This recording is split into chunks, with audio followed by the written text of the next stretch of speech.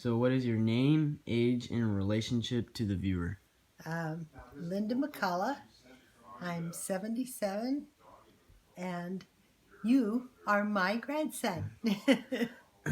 Are you or were you married, and did you have a family? Describe the family. Yes, married 1959, 60 years ago in June, and we have 3 children, 2 girls and a boy, all married with children. Okay. Where and when were you born? I was born 1942, February of 1942. Um, it was during a blackout night in a hospital in Montebello, which was about 11 miles from Los Angeles, and a little rural hospital. And they had to put the shades down, and babies were being born, and surgeries were being performed, and it was a little wild, my mom said. All right. Are you the first generation to be born in the U.S.? If not, do you know who was?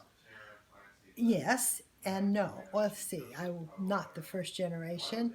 Our family, the Pancoast family on my mother's side, came over in the late 1500s.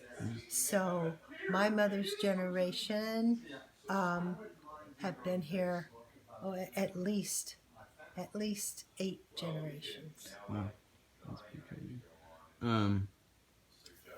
If applicable, can you remember August 6th and 9th, 1945, when America dropped 2 atomic bombs on Japan? Nope, because I was 3.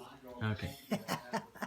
What do you remember about November 22nd, 1963, when John F. Kennedy was assassinated?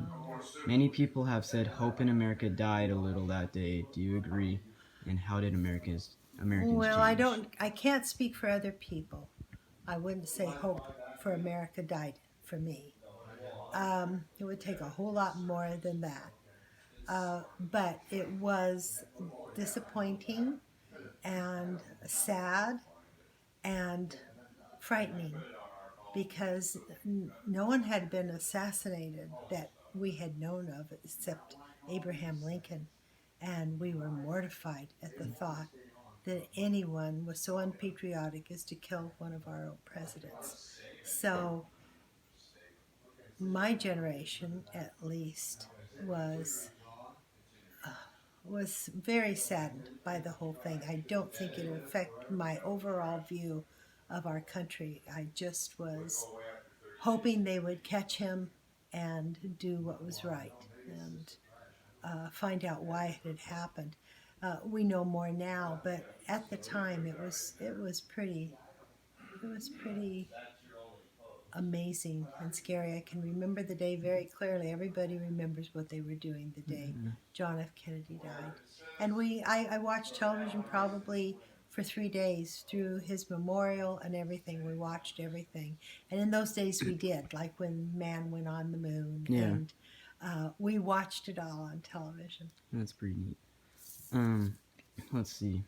How about the Vietnam War? Do you think America had lost trust in the federal government by the end of the war, and if so, has this trust ever been won back? I think a certain generation, probably mine at the time, felt that the government had somehow messed up making that decision. But at the same time, I thought a little differently than a lot of the people in my age group. I felt that we were doing what we had to do. And I didn't realize it was going to turn out to be such a sad, tragic war. No one knew that. We thought we'd go in, get the job done, straighten things up, and come home. And of course, that never happens with a war. Yeah. All right. How do you think the world's perception of the United States changed on July 20th, 1969, when we put the first men on the moon? That was such an exciting time to be part of and to witness. I think we were all so proud to be an American and to get to the moon first because there was a struggle between us and Russia. And Russia had their space program was far exceeded ours at the time, But John F. Kennedy said, nope, that's not going to happen. We're going to get there first. Yeah. And so we were all so proud. Yeah. Okay. How do you think the world looked at the U.S. following Nixon's resignation on August 8th, 1974, in response to the Watergate scandal? Oh, wow. What was the first part of the question? Number, Top one. oh, how do I think the world looked at the U.S.? Well, it won't be the first time, and it probably won't be the last time the world looks at the United States and disapproves of what we do or of something bad happening, but that's life.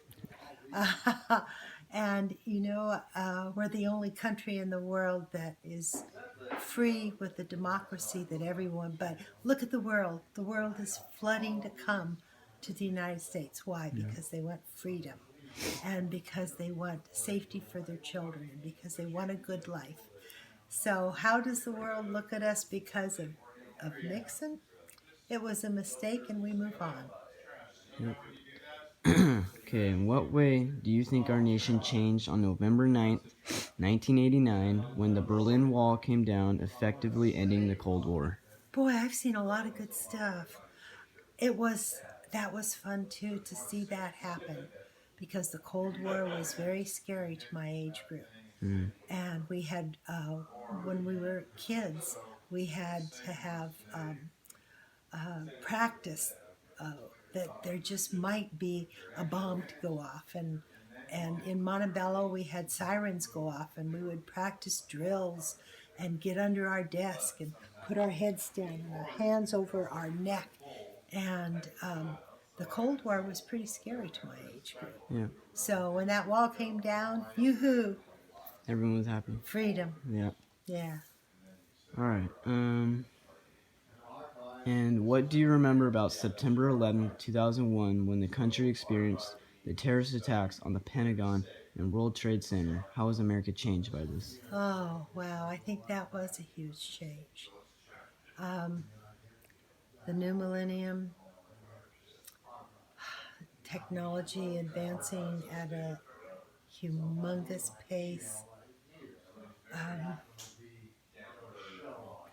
Yeah, that was devastating. Still seems devastating. Our world did change. Yeah. I would say it did. Finally, it is said that every American citizen has a dream, be it wealth, happiness, a better life for their children, etc. What was your dream, and do you think you achieved it? Yes, I feel blessed that that's true. I I didn't have any huge ambition other than to have a family and enjoy my life with my family, and that's been true for me. And I'm proud of all of our kids and all of our grandkids and our family.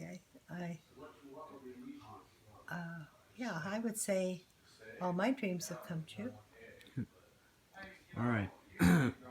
Now I'm going to answer these two questions, just pointing at my face. Okay, so what event during your lifetime do you feel had the greatest impact on our nation? Was this a positive or negative effect, and how did it change the country?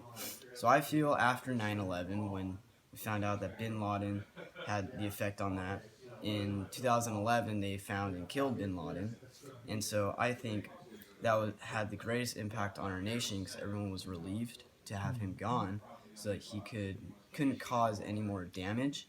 So that was definitely a positive impact on our country. And finally, after years studying the history of our country, what do you see as your place in our future? What are you hoping to accomplish as a U.S. citizen? And what is your American dream? Well, I don't feel I have a huge place in the world's future, but I am hoping to go to college, get a family, and just enjoy my life and my new profession that I go into. And my American dream would just be to settle down with a family and live until I die of old age. And that's what I feel is my American dream. All right. Thank you very much, Grandma. And I appreciate you for answering my questions as best as you could remember.